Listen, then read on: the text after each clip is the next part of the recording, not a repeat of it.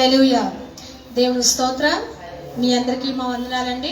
ఈరోజు యొక్క వాక్య భాగాన్ని మనము వెళ్ళక మునుపు మనం చిన్న ప్రార్థన ద్వారా దీన్ని ప్రారంభించుకుందాం. ప్రార్థన చేసుకుందాం. మహాపరిశుద్ధుడైన యేసయ్యా, నీకే వందనాలు ప్రభువా. ఈ దిన నా ప్రభువా రమీజ గారి యొక్క గృహంలో మీ నామాన్ని స్తుతించడానికి నువ్వు చూపిన కృప కొరకే వందనాలు. ఇంతవరకు పాటల ద్వారా మీ నామాన్ని కనపరచడానికి నువ్వు దయ చూపినారు. అందరి బట్టి నీకు స్తోత్రాలయ్యా. దేవా, నీ వాక్యం ద్వారా మాతో మాట్లాడము.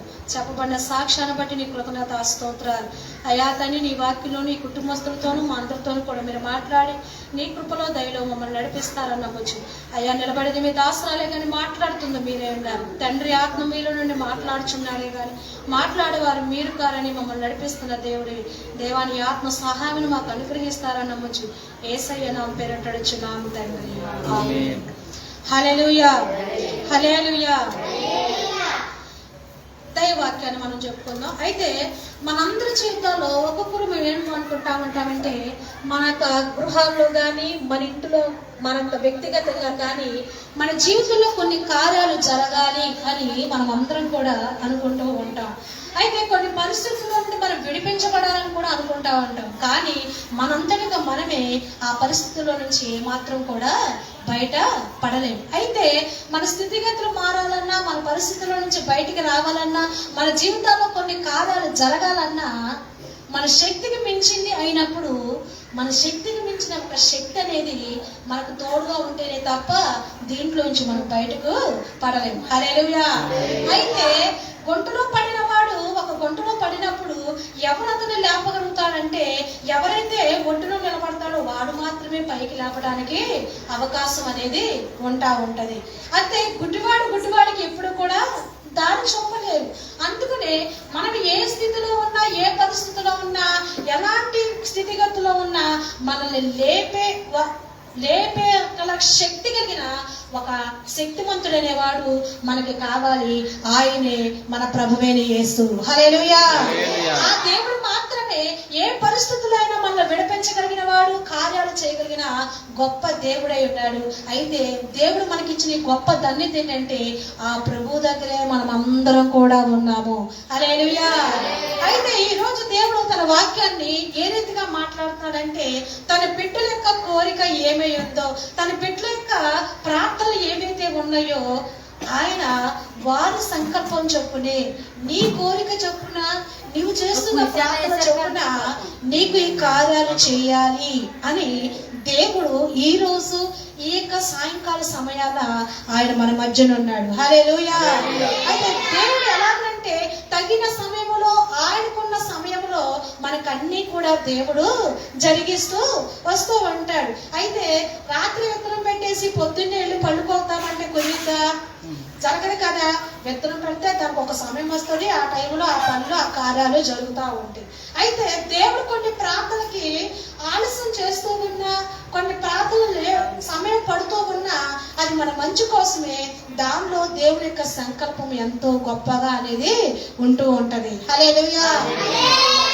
అయితే మనుషులు అంటే దేవుడు కనుక వివిధ భవిష్యత్తులో ఏం జరగబోతుందో చెప్పగలరు. మనమైతే ఏమి జరుగుతుందో, రేపు ఎలా ఉంటుందో చెప్పలేము. హల్లెలూయా. అందుకే ఈ రోజు దేవుడు ఏమైనా మాట్లాడుతుందంటే మనకు జరగవలసిన కార్యాలు ఆయన సమస్తాన్ని కూడా మన కొరకు జరిగించే దేవుడుగా ఉన్నాడు. హల్లెలూయా.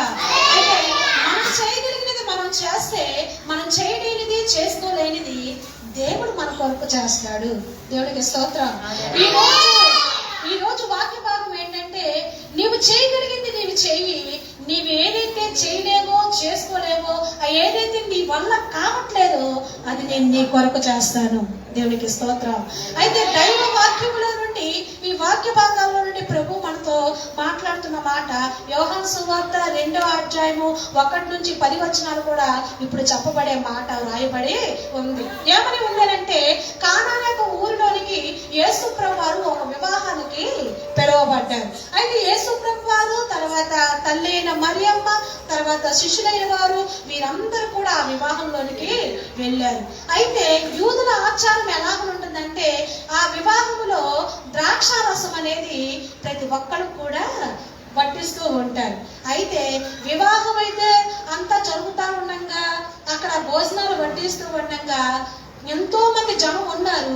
అయితే మధ్యలో ఏమైపోయింది? ద్రాక్షారసము అయిపోయింది. హల్లెలూయా. ఈ ద్రాక్షారసం అయిపోతుంది అని ఈ సమయంలో అక్కడ ఏం జరిగింది అంటే ఆ మరియమ్మ గారు వచ్చి, అయ్యా ద్రాక్షారసం అయిపోయిందని మరియమ్మ యేసు ప్రభు వారి యొద్దకు వచ్చి చెప్పారు. అయితే యేసు ప్రభు వారు ఏమన్నారు? అమ్మా, నా సమయం ఇంకా రాలేదు అని చెప్పి ఆ మాట పలకటం అనేది జరిగింది. మరియమ్మ వెళుతూ అక్కడ ఉన్న పరిచారకులను చూచి ఏమని మాట్లాడారంటే, ఆయన మీతో ఏం చెబుతున్నారో అది మీరు చెయ్యండి. దేవునికి స్తోత్రం. యేసు ప్రభు వారు మరియమ్మ ఆ పరిచారకులను చూసి ఏమని మాట్లాడారంటే, యేసయ్య అక్కడ ఉన్నారు, ఆయన మీతో ఏం చెబుతాడో అది మీరు చెయ్యండి అని అన్నారు. అయితే దానికి దీనికి ఏంటి సంబంధం అంటే, ద్రాక్షారసం లేదు అని అంటే నా సమయం వచ్చినప్పుడు నేను చేస్తానని ప్రభువు మాట్లాడితే అసలు దీనికి దానికి ఏం జరిగింది అక్కడ అని అంటే గనక యేసు ప్రభు వారు ఆ పరిచారకులను పిలిచి అక్కడ ఏమనుందంటే, ఏదైతే అక్కడ 6 రాతి పాటలు ఉన్నాయి అని రాయబడింది. అక్కడ 2 స్తూములు పట్టు 6 రాతి బాణలు ఉన్నాయి. అయితే యేసు ప్రభు వారు ఆ పరిచారకులను పిలిచి ఏమని చెప్పారంటే, ఈ యొక్క రాతి బాణలు నిండా కూడా నీళ్లతో నింపండి. హల్లెలూయా. నీళ్లతో నింపమన్నట్టు ఎప్పటి వరకు, ఎంతవరకు అంటే అంచుల మట్టుకు నీళ్లతో నింపండి అని పలకటం అనేది, ఆ మాట చెప్పడం అనేది జరిగింది. హల్లెలూయా. అయితే ఆ పరిచారకులు అంచుల మట్టుకు నీళ్లతో నింపేశారు. అయితే యేసు ప్రభు వారు ఏమన్నారంటే, ఇవి తీసుకెళ్లి వెళ్ళి వడ్డించండి అన్నారు. హల్లెలూయా. ఇవి తీసుకెళ్లి వెళ్ళి వడ్డించండి. అయితే భోజనానికి విందుకి అందరూ కూడా కూర్చున్నారు. ఒక్కొక్కరికి ఆ ద్రాక్షారసం పోస్తూ అందరికి పోస్తూ వెళుతూ ఉండగా వారందరూ అంటున్నారంట, ఏమని అంటున్నారు? అబ్బా, ఎంత మధురంగా ఉంది, ఎంత రుచిగా ఉంది. ఎవరైనా సరే ముందు మంచిని పోసి తర్వాత చెడ్డది ఏదో ఒకటి కలిపేసి వేస్తా ఉంటారు. మీరు ముందు అలాంటిది వేశారు, ఇప్పుడు ఏంటి ఇలాంటి మంచి ద్రాక్షారసం వేశారు? అవునా? భోజనాల్లో ఎక్కువైపోయారు, మనుషులు ఎక్కువయ్యారు అనుకో, సాంబార్ తక్కువగా ఉంటే ఏం చేస్తారు? కొద్ది వేడి నీళ్ళు వేసేస్తా ఉంటారు, దానికి పలచగా. అంటే ముందు మంచిగా సాంబార్ వెళ్ళిపోయింది, తర్వాత ఏమవుతుంది? అది నీళ్ళ సాంబార్ అవుతుంది. కానీ ఇక్కడ అట్లా జరగల. ఎలాగ జరిగిందంటే, మామూలు ద్రాక్షారసం అందరూ వేసుకుంటా వెళ్ళిపోయారు. తర్వాత పోయబడిన ద్రాక్షారసము యేసు ప్రభు వారు ఏదైతే పోయమన్నారో ఆ ద్రాక్షారసాన్ని పోశారు. హల్లెలూయా. అయితే ఏమని పోయమన్నాడు దేవుడు? ఏం పోయమన్నారు? ఆ రాతి బాణంలో దేంతో నింపారు? నీళ్లతో నింపారు. నీళ్లతో నింపారు. ఆ పరిచారకులకి యేసు ప్రభు వారికి తప్ప ఎవరికీ తెలియదు. దాన్ని తీసుకెళ్ళి వడ్డించమంటే వాళ్ళు తీసుకెళ్లి వడ్డిస్తున్నారంట. అది ఎలా మారిపోయింది? నీళ్లు ద్రాక్షారసముగా మారిపోయింది. హల్లెలూయా. అది తాగుతున్న వారందరూ కూడా అంటున్నారంటే, అబ్బా ఎంత బాగుంది, ఇంత మధురంగా ఉంది. ఎవరైనా ఫస్ట్ జబ్బులు పోసి తర్వాత చూసిన తర్వాత మంచిది ఎలాగా వేస్తుంది, ఫస్ట్ మంచిది వేసి తర్వాత జబ్బు చేస్తూ ఉంటారు, లేకపోతే ఆ నీళ్లు కలుపు ఎలా పలచగా చేస్తారు. కానీ ముందునేమో అలాగుంది, ఇప్పుడేంటి ఇంత మధురంగా ఉంది అని వారందరూ కూడా మాట్లాడుకోవడం అనేది జరిగింది. ఇది ఎలాగ జరిగిందంటే, వాడు పోసింది ఏంటిది? ద్రాక్షారసం కాదు. ఏం పోసారు? నీళ్లు పోసారు. అయితే ఎప్పుడైతే దేవుడు ఆయన చేతుల మీదుగా ఆ నీటిని అలాగన దేవుడు ఏం చేశాడంటే, నీటిని దేవుడు ద్రాక్షారసంగా మార్చేశాడు. హల్లెలూయా. హల్లెలూయా. అంటే దేవుడు ఎంత అద్భుతకరుడు అంటే, మనం చేయగలిగింది మనం చేస్తే, మనం ఏదైతే మన వల్ల కాదో మనం చేయలేకపోతున్నామో అది దేవుడు మన కొరకు ఆయన చేస్తూ ఉంటూ ఉంటాడు. దేవునికి స్తోత్రం. ఈ రోజు దేవుడు మనతో ఏమని మాట్లాడుతున్నారంటే, అయ్యా నీటిని అంచులు పట్టుకొని నింపడం అనేది నీవు నేను చేయగలుగుతాం. అయితే నీటిని ద్రాక్షారసంగా మార్చడం అనేది మనము ఏమాత్రం చేయలేదు. దేవునికి స్తోత్రం. ఈ రోజు దేవుడు మరొక విషయాన్ని ప్రభు మనతో మాట్లాడుతున్న మాట అంటే, ఒక కుటుంబం ఉంది. బెత్షెబా అనే గ్రామంలో ఒక కుటుంబం ఉంది. ఆ కుటుంబంలో ముగ్గురు ఉన్నారు. ఎవరు అంటే మరియమ్మ, మార్త, తన తమ్ముడైన లాజరు. ఈ ముగ్గురు కూడా ఆ గ్రామంలో ఉన్నారు. అయితే ఆ బేత్లెహేము గ్రామంలో ఉన్నప్పుడు అక్కడ ఏమని జరిగింది అని అంటే గనక, యేసు ప్రభు వారు ఎప్పుడు వచ్చినా వారి కుటుంబంలోకి వెళ్ళేవారు, వారితోనే ఎక్కువగా స్నేహంగా ఉండేవారు. వారు పెట్టిన తింటూ వారందరూ కూడా కలిసి కలిసి ఉన్న స్నేహంగా ఉన్న పరిస్థితి. అయితే దేవుడు ఏమని మాట్లాడుతున్నారంటే, ఒక సమయం వచ్చే లోపలికి అక్కడ వాళ్ళ కుటుంబంలో జరిగిన విషయం ఏంటంటే, ఈ మార్త మరియమ్మ చాలా రోధిస్తూ వేదన పడుతూ ఉన్నారు. ఎందుకని అని అంటే కనుక తన తమ్ముడైన లాజరు రోగి మంచం మీద ఉన్నాడు. అయితే లాజరు అంటే యేసుప్రభు వారికి చాలా ఇష్టం. అయ్యో లాజరు రోగిగా ఉన్నాడని చెప్పి యేసుప్రభు వారికి అక్క చెల్లెలు ఇద్దరు కూడా కబురు పెట్టారు. అయ్యా యేసుప్రభు తొందరగా రమ్మన్నయ్యా, ఇంకో ఇక్కడ నా తమ్ముడు చచ్చిపోయే పరిస్థితిలో ఉన్నాడు అని చెప్పి కబురు చేసినప్పుడు అక్కడ యేసుప్రభు వారు 2 రోజులైనా అక్కడికి రాలేదు. అప్పుడు రోగి అయిన లాజరు 3వ రోజు అలా వచ్చేటప్పుడు ఆయన చనిపోయాడు. చనిపోయిన తర్వాత చనిపోయాడని తెలిసి కూడా చనిపోయినప్పుడు కూడా లాజరు చూడటానికి యేసుప్రభు వారు రాలేదు. చనిపోయాడని అనుకున్న సమయమే కాదు, ఇక సమాధి చేయడానికి తీసుకుని వెళ్ళారు. ఆ సమాధి చేయడానికి తీసుకుని వెళ్ళినప్పుడు కూడా ఆ సమాధి కార్యక్రమానికి కూడా యేసుప్రభు వారు రాలేదు. అయితే యేసుప్రభు లాజరును చనిపోయి సమాధి చేయడం 3 దినాలు అయిన తర్వాత యేసుప్రభు వారు అక్కడికి వచ్చారు. అక్కడ రాగానే ప్రభుని చూడంగానే ఈ మార్త మరియా వీరందరూ కూడా ఎంతో ఏడుస్తూ ఏమన్నారంటే, యేసు ప్రభువా నీవిక్కడ ఉంటే కనుక నా తమ్ముడు చనిపోయేవాడు కాడు. హల్లెలూయా. కనుక మరొక అక్క కూడా అలాగంటుంది, అయ్యా ప్రభువా నీవు ఇక్కడ ఉంటే కనుక మన అక్క తమ్ముడు చచ్చిపోయేవాడు కాదు అని అంటా ఉన్నప్పుడు యేసు ప్రభువు ఒక మాట పలుకుతారు. ఏమని మాట్లాడతారంటే, అమ్మా నీవు నమ్మితే నా మహిమను చూస్తావు. దేవునికి స్తోత్రం. నువ్వు నమ్మితే ఇప్పుడైనా నా మహిమను చూస్తావు. ఎక్కడ చేశారు సమాధి, వెళ్దాం పద అని చెప్పి యేసుప్రభు వారు వారిని తీసుకుని వెళ్ళి సమాధి యొద్దకు వెళతానికి సిద్ధపడుతూ ఉన్నారు. అయితే అక్కడ ఉన్న వారే కానీ వారు అక్క చెల్లెలు కానీ ఏమంటున్నారు, అయ్యా లాజరు సమాధి చేసి 3 రోజులు చనిపోయి 3 రోజులు అయిపోయి 4వ రోజు వచ్చేసింది, అతను సమాధి చేసేసాము, ఇప్పుడు ఎక్కడికి వెళ్దామంటారు, అదంతా వాసన కొడుతుంది, కంపు కొడుతుంది, మనం వెళ్ళలేము అని అంటే, లేదు నువ్వు నమ్ము, ఆ మహిమను నువ్వు చూస్తావు. దేవునికి స్తోత్రం. ఆ మాట అనిన తర్వాత ఆ సమాధి యొద్దకు యేసుప్రభు వారిని తీసుకెళ్తే అక్కడ ఏమిటి రాయబడిందంటే, అక్కడ ఒక గుహలోనికి వారు సమాధులు చేస్తారు. గృహాల్ని తొలిపించి ఆ గుహలోనికి ఆ పెట్టెని పెట్టి అక్కడ ఒక పెద్ద రాయిని పూడుస్తూ ఉంటారు. దేవునికి స్తోత్రం. అయితే ఇక్కడ ఏమని జరిగిందంటే, ఆ సమాధి యొద్దకు రాగానే ఏదైతే అడ్డుగా ఉందో ఆ రాయిని పక్కకు తీయండి అని ప్రభువు పలికాడు. దేవునికి స్తోత్రం. ఎప్పుడైతే ఆ రాయిని పక్కకు తొలగించండి అన్నాడో ఆ రాయిని పక్కకు తొలగించగానే యేసుప్రభు వారు ఒక మాట పలికాడు, లాజరు నువ్వు బయటికి రా అని అనగానే ప్రేత వస్త్రాలు వేసుకున్న చనిపోయిన వాడు అలాగన తిరిగి లేచి వాళ్ళ ముందు నిలబడ్డాడు. హల్లెలూయా. అప్పుడు అందరూ కూడా అసలు ఎంత అద్భుతము అంటే, ఎంత గొప్ప కార్యము అంటే, దేవుడు చెప్తున్న మాట, నీవు చేయగలిగింది నీవు చేస్తే నీ వల్ల ఏది కాదో అది నేను చేస్తాను. దేవునికి స్తోత్రం. మనం చేయలేనిది, చేసుకోలేనిది, మన వల్ల కానిది, ఇది మన వల్ల జరగనిది ఆయన మన కొరకు చేస్తాడు. అయితే ఆయన చెప్పినట్లు మనం చేస్తున్నామా? మనం ఒకసారి ఆలోచన కలిగి ఉండాలి. ఈ రీతిగా దేవుడు మనతో మాట్లాడుతున్నాడు. మొదటి కార్యము మనం చూసుకున్నాము, నీటిని దేవుడు ద్రాక్షరసంగా మార్చాడు. నీళ్లను రాతి పాత్రలో నింపడం అనేది మనం చేసుకోగలుగుతాం. అయితే నీటిని ద్రాక్షరసంగా మనము చేయలేము. అయితే నువ్వు చేయగలిగింది చెయ్యి, నేనేది చెప్తానో నువ్వు అది చెయ్యి, నువ్వు చేయలేనిది నేను నీ కొరకు చేస్తాను. ఈ రీతిగానే ఈ లాజరు విషయంలో కూడా చనిపోయిన వారిని బ్రతికించడం మన వల్ల కాదు, కానీ ఆయన చెప్పినట్లుగా చేస్తే ఆ రాయిని పక్కకు తొలగించండి అని అంటే వాడు చెప్పినట్లుగా రెండో మాట అనకుండా ఆ రాయిని దొర్లించారు.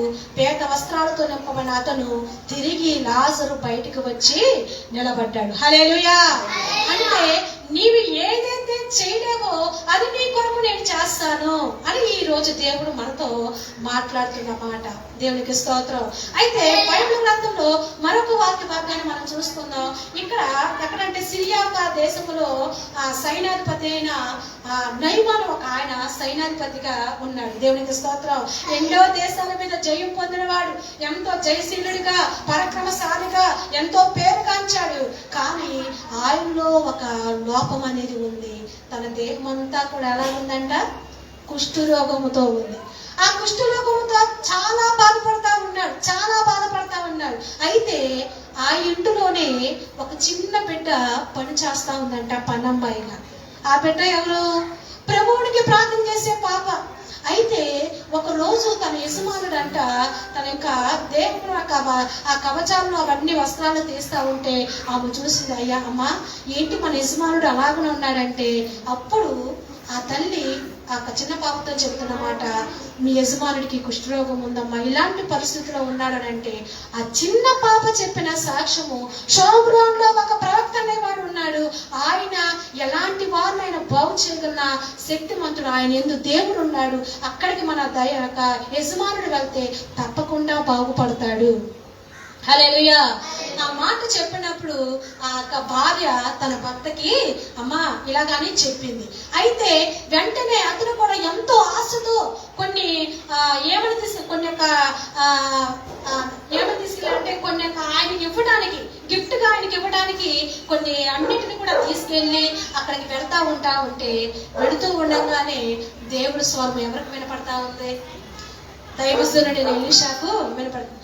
సిరియా దేశస్తుడైన ఆ సైన్యాధిపతి నయమాన్ వస్తున్నాడు. అయితే నువ్వు ఏం చెప్పాలో అది చెప్పు అని అనగా ఎలీషా పక్కనున్న ఆ సేవకుడితో బయటకు పంపించి లోపల దాకా రాకమునిపే నీవు వెళ్ళి యోర్దాను నదిలో 7 సార్లు స్నానం చెయ్యి అని పలికినప్పుడు 7 సార్లు స్నానం చేయంటే ఆ నయమానికి ఏమొచ్చింది? కోపం వచ్చేసింది. నయమానికి కోపం వచ్చేసింది. ఎందుకని అంటే అసలు నేనేంటి, నా స్టేటస్ ఏంటి, నా స్థితి ఏంటి, నేను ఎన్నో దేశాలు జయించినోడిని, ఒకవేళ పాస్టర్ గారు ఉంటే ఆ దైవజను నన్ను లోపలికి పిలిచి నన్ను కూర్చోబెట్టి నా తలకు లేకపోతే నూనె పోసో, నన్ను తలకు అదే నా ఒళ్ళంతా నూనె రాసో, నా మీద చెయ్యి పెట్టో ఇలాగ ప్రార్థిస్తాడు అనుకుంటే ఇక్కడి నుంచి ఇక్కడే నన్ను పంపించేస్తున్నాడు. నేను స్నానం చేయను, ఆ యోర్దాను నదిలో నేను మునగను. శ్రేష్టమైన శ్రేష్టమైన నదులు మా ఊర్లో మా పట్టణాల్లో ఎన్ని ఉన్నాయి, ఇక్కడికి వచ్చి యోర్దాను నదిలోనికి నేను మునగాల, నేను ఏమాత్రం కూడా ఇక్కడ స్నానం చేయను అని వెనుతిరిగి వెళ్ళిపోతా ఉన్నాడు. అయితే ఈ నయమాను పక్కనున్న ఆ వ్యక్తి చూస్తూ ఏమన్నాడంటే, అయ్యా యజమానుడా, ఆ పాస్టర్ గారు ఏం చెప్పారు, ఇంకా పెద్ద పెద్ద పనులు చెప్తే నువ్వు చేస్తావు కదా, స్నానం చేయమంటావు, ఎంత పెద్ద పని అదేమన్నా పెద్ద పని? ఎన్నో జరిగినాయి, ఇక్కడే కదా యోర్దాను నది, మీరు ఒక్కసారి 7 సార్లు అలా మునిగితే దేవుడు స్వస్థపరుస్తాను అంటున్నాడు కదా అంటే ఆ దాసుని యొక్క ప్రోద్బలంతో యోర్దాను నది దాకా వెళ్ళారు. అయితే దేవుడు చెప్పిన మాట ఏంటి? ఎన్నిసార్లు మునగమని చెప్పారు? 7 సార్లు. అయితే ఒక్కసారి ఇలా మునిగి లేచాడు, మళ్ళా 2వ మునిగి లేచాడు. తన దేహం అంతా చూసుకున్నాడు. ఏంటి, ఏది జరగలేదే, ఏది అవ్వలేదే, నాకు స్వస్థత రాలేదే అని అనుకుంటున్నాడు. 4వ మునిగాడు, 5వ మునిగాడు, 6వ కూడా మునిగాడు. ఇంకా నేను మునగను అని చెప్పి వెనుతిరిగి ఇక ఆ నీళ్ళలోంచి బయటకు వచ్చేద్దామని అనుకుంటున్నాడు. మళ్ళా కూడా ఆ దాసుడు, అయ్యా ఆయన చెప్పింది 7 సార్లుగా, ఒక్కసారి కదా దేవుడు బాగు చేస్తున్నాడు, ఒక్కసారి ఆయన చెప్పింది చేయండి అనగానే 7వసారి ఆ నయమాను యోర్దాను నదిలో మునిగి లేవగానే అతని దేహము పసిపిల్లవాని దేహంగా మారింది. హల్లెలూయా, హల్లెలూయా. అంటే ఎప్పుడైతే ఆయన చెప్పింది మనం చేస్తామో, ఆయన చెప్పింది ఏంటిది? స్నానం చెయ్యి అని అంటాం. అయితే ఎప్పుడైతే ఆయన చెప్పింది చేశాడో తన దేహం అంతా కూడా ఆ కుష్ఠరోగం అంతా పోయి అప్పుడే పుట్టిన పసిబిడ్డ ఎంత ఆరోగ్యకరమైన దేహం ఉంటుందో అంత ఆరోగ్యకరంగా తన శరీరము మారిపోయింది. దేవునికి స్తోత్రం. అందుకనే ఈ రోజు దేవుడు ఏం చెప్తున్నారంటే, నీకు నేను చెప్పింది నువ్వు చేస్తే నీవు చెప్పినట్లుగానే నేను నీకు చేస్తాను. దేవుడు మీతో ఏమైనా చెప్పాడా? ఇలాగుండమ్మా, ఈ రీతిగా నువ్వు చెయ్యి, ఈ రీతిగా ఉండు అని మాట్లాడినప్పుడు మనం ఆ రీతిగా చేస్తే ఆయన మనం ఏదైతే ప్రార్థిస్తున్నామో, ఏదైతే దేవుని దగ్గర అడుగుతున్నామో, మనం చెప్పినట్లుగా, మనం కోరుతున్నట్లుగా ఆయన మన కొరకు చేస్తూ ఉంటాడు. దేవునికి స్తోత్రం. అయితే నీటిని ద్రాక్షారసంగా మారబోతుందని యేసు ప్రభు వారికి తెలుసు. ఆ యొక్క చనిపోయిన లాజరు బ్రతికి బయటకు వస్తాడని యేసు ప్రభు వారికి తెలుసు. అయితే నయమాను కుష్ఠరోగంతో బాధపడుతున్నాడు, అక్కడి నుంచి తన దేహం మారుతుంది అని కూడా ఆయనకి బాగా తెలుసు. దేవునికి స్తోత్రం. ఆయన ఏది చూస్తూ ఉన్నాడో ఒకసారి విందాం. ఆయన మన భవిష్యత్తును చూస్తూ ఉన్నాడు, నీ జీవితాన్ని చూస్తూ ఉన్నారు. రేపు అనేది మనం చూడాల, రేపు అనేది ఆయనకు స్పష్టంగా కనబడతా ఉంది. నీ మనసులో ఏముందో మరొక వ్యక్తికి తెలియదు. అయితే నీ మనసులో ఏముందో, నీ కుటుంబ పరిస్థితులు ఎలా ఉన్నాయో, నీవు ఎలా ఉన్నాయో, నీ జీవితంలో తర్వాత ఏది జరగాలో, ఏది చెయ్యాలో నీ మొదటి దినము తెలుసు, నీ చివరి దినం కూడా దేవునికి తెలుసు. హల్లెలూయా. అందుకని దేవుడు ఏమని మాట్లాడుతున్నాడంటే, మన ఆశీర్వాదాలను ఆయన చూస్తూ ఉన్నాడు, మన బాగోగులను ఆయన చూస్తూ ఉన్నాడు. నువ్వు ఎలా ఆస్వాదించబడతావో, ఎంత ఉన్నత స్థానంగా వెళ్తావో ఆయన చూస్తూ ఉన్నాడు. ఆయన ఏది చూస్తున్నాడో అదే చెబుతున్నాడు, ఆయన ఏది చెబుతున్నాడో అదే చేస్తాడు. హల్లెలూయా, హల్లెలూయా. అందుకనే ఆయన చెప్పింది నువ్వు చేయాలి. అయితే ఏదైనా పెద్ద పనులు ఏమి చేయడు, నువ్వు చేయలేదు అసలు ఆయన చెప్పడు, నువ్వు చేయగలిగిందే చెప్తాడు.